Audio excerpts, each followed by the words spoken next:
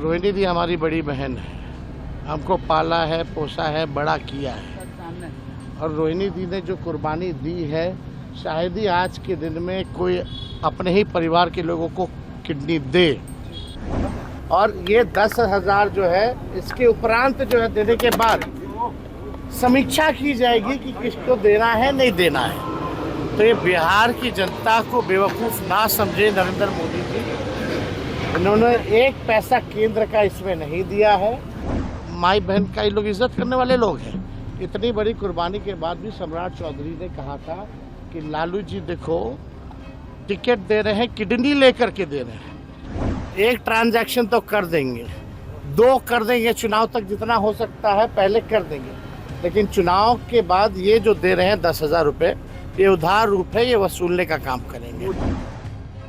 तेजस्वी प्रसाद यादव ने अपनी बड़ी बहन रोहिणी आचार्य के प्रसंग में भावनात्मक बयान दिया है। उन्होंने कहा कि बड़ी बहन होने के नाते उन्होंने खुद तेजस्वी को अपने हाथों से पाला पोसा और बड़ा किया है। रोहिणी आचार्य विवाह के बाद सिंगापुर रहती है और वह भारत की नागरिक है।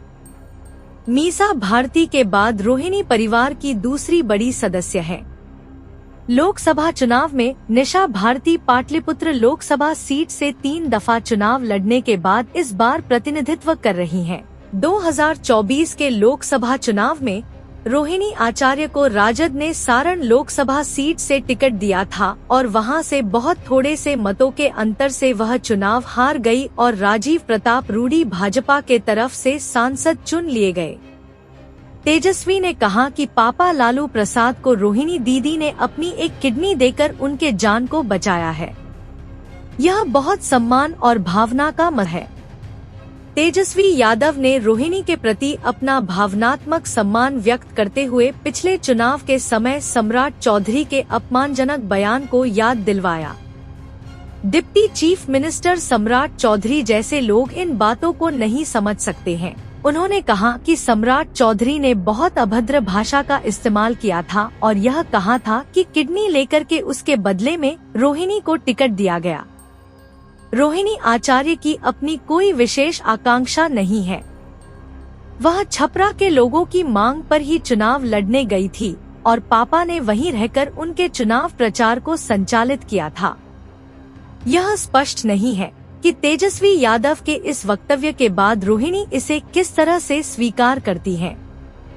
पिछले दिनों परिवार के प्रति एक असंतोष भावना रखकर उन्होंने ट्विटर अकाउंट से परिवार और पार्टी के लोगों को अनफॉलो किया था। रोहिणी ने मीडिया के आगे भी अपना असंतोष व्यक्त किया था। तेजस्वी के बड़े भाई तेज प्रताप ने रोहिणी के असंतोष व्यक्त करने के बाद उनके पक्ष में बयान दिया था। देखिए, रोहिणी दी हमारी बड़ी बहन है, हमको पाला है, पोसा है, बड़ा किया है। और रोहिणी दी ने जो कुर्बानी दी है, शायद ही आज के दिन में कोई अपने ही परिवार के लोगों को किडनी दे। ऐसी स्थिति में इन्होंने किडनी दी और राजनीति में आने के लिए उनको जो है छपरा की जनता ही चाहती थी कि उनको छपरा से टिकट मिले और लालू जी ने छपरा सारण की जनता की बातों को सुन करके, अपने वर्करों की बातों को सुनकर के रोहिणी जी को टिकट दिया। रोहिणी जी की कोई लालसा कभी टिकट पाने में नहीं रही, ना किसी को दिलवाने में रही। और देखिए, उस समय भी सम्राट चौधरी ने क्या कहा था। ये लोग माई बहन का ये लोग इज्जत करने वाले लोग हैं। इतनी बड़ी कुर्बानी के बाद भी सम्राट चौधरी ने कहा था कि लालू जी देखो, टिकट दे रहे हैं, किडनी लेकर के दे रहे हैं। एक बाप और बेटी और एक पिता के रिश्ते पर इस तरह का आलछन लगाना, ये वही भाजपा की संस्कृति है। और कभी भी अभी भी रोहिणी दी पार्टी को मजबूत करने में और शुरू से ही हमको आगे बढ़ाने में उनका योगदान रहा है। कुछ लोग रहते हैं भाजपा के, कुछ लोग फेसबुक पे ट्रोलर रहते हैं, किसी के साथ फोटो बना ले रहते, सब दल में हैं और कमेंट करने लगते हैं, तरह तरह की पैसे की बात करने लगते हैं। तो ट्रोलर हमको भी गाली देता है, लालू जी को भी गाली देता है और सबको गाली देता है। तो इस तरह की जो काम कर रहे हैं, जो लोग भी हमारे बहनों पे उंगली उठा रहे हैं, ये बर्दाश्त के बाहर है, ये ठीक बात नहीं है। किसी की भी बहन पर, माँ पर जो है इस तरह का लांछन जो है लगाने की ज़रूरत नहीं है। हम फिर से दोहरा रहे हैं, कभी भी रोहिणी दी की इच्छा अपने स्वार्थ में नहीं रही है, पार्टी को आगे बढ़ाने में रही है और शुरू से ही हमारा साथ दिया है, हमारे साथ रही है और हमको आगे बढ़ाने में जो कर सकती हैं वो उन्होंने किया है। ना टिकट पाना, ना टिकट किसी को दिलवाना, ना कोई पद पाना, ना राज्यसभा, ना लोकसभा, ऐसी कभी भी उनकी इच्छा नहीं थी। जब किडनी देने की बारी आई तब भी पहले आकर के उन्होंने किडनी दी। छपड़ा सारण की जनता चाहती थी कि लालू जी का सीट है, लालू जी को जिन्होंने जीवन दान दिया है वो वहाँ से चुनाव लड़े। अब तरह तरह का लोग हर जगह बैठा रहता है, उल्टा कमेंट करने लगता है, तो उससे हमको नहीं लगता कि हम लोगों को उस पर ध्यान देने की ज़रूरत है। हम हों, लालू जी हो, पूरा परिवार हो या हमारी पूरी पार्टी हो, हम लोगों का एकमात्र लक्ष्य है 20 साल से जो बिहार को बर्बाद कर दिए हैं, लूट खसोट भ्रष्टाचार अपराध जिसमें बढ़ा है जो सरकार में, जहां कार्रवाई सुनवाई नहीं होती, गरीब का राज को इन लोगों ने ख़त्म कर दिया है, वैसी सरकार को उखाड़ फेंके और एक नया सरकार बनाने का काम करें। इसके साथ ही तेजस्वी ने आज प्रधानमंत्री मोदी और मुख्यमंत्री द्वारा उद्घाटन किए गए महिला रोजगार योजना पर भी तंज कसते हुए कहा कि चुनाव के बाद महिलाओं को दी गई सहायता राशि की वसूली की जाएगी। देखिए वीडियो, देखते रहिए विमर्श न्यूज।